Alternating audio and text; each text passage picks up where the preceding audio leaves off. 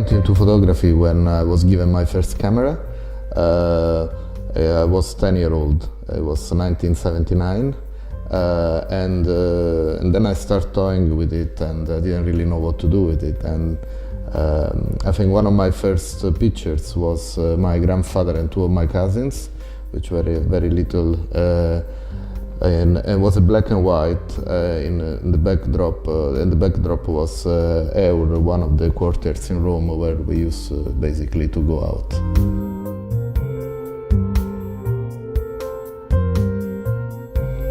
I see that there is basically a tension between the architecture, the modern architecture, and the way people inhabit and live their space, their surroundings.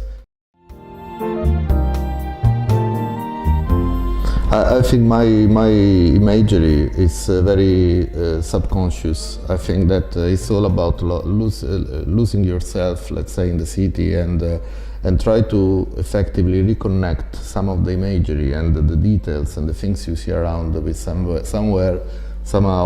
this kind of background of imagery that you have from the movies, from your childhood, that comes from many different places. So, and sometimes while you go around, then you are lucky enough to see something that has, let's say, resonates with you, possess those qualities that to basically be able to recreate that image that somehow you feel is right, but you don't really know the reason.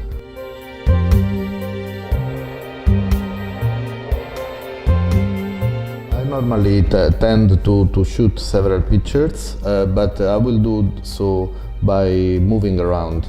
I don't use zooms or movable lens. I only use fixed lenses because that allows me to interact with the subject and find the best way of framing it. For me, it's extremely important that the image is carefully framed in terms of what are we, especially what is excluded, what is not pictured in the frame. I think is fairly important.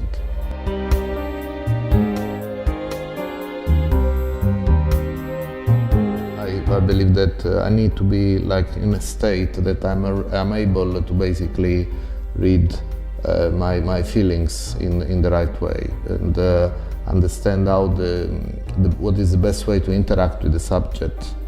And therefore, yes, I think it's quite an individual experience for me, the moment of capturing the image.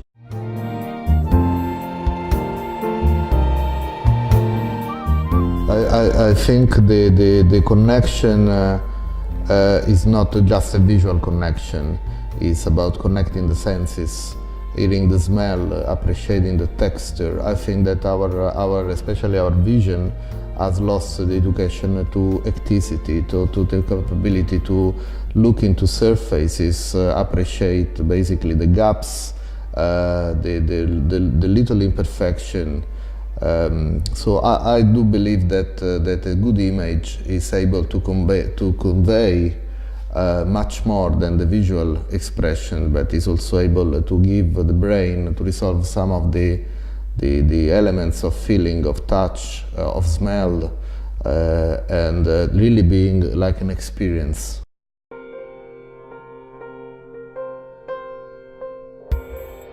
The picture I feel really something special with is, I think it's a man resting in the fish market in Beijing, and it's basically almost self-contained like this on a staircase. That really resonated with me. It's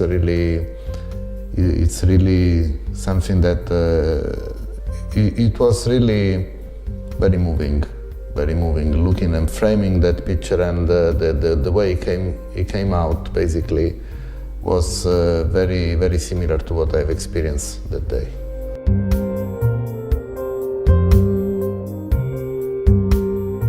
I think in general this part of work is fairly political, in a sense that wants to invite for reflection.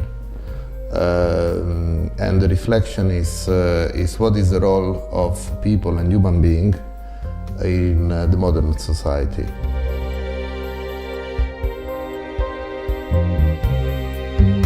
I draw inspirations from mainly Japanese post-war photographers like Moriyama, like Ozoe, and also the neorealism in Italy. I really think that I really embraced that kind of way of looking at the world. Really, two of my favorite movies are Eight and a Half, Fellini's Eight and a Half, and also Accattone from Pierpaolo Pasolini. These are really, in my opinion, two pictures, two movies that really influence heavily my photography style.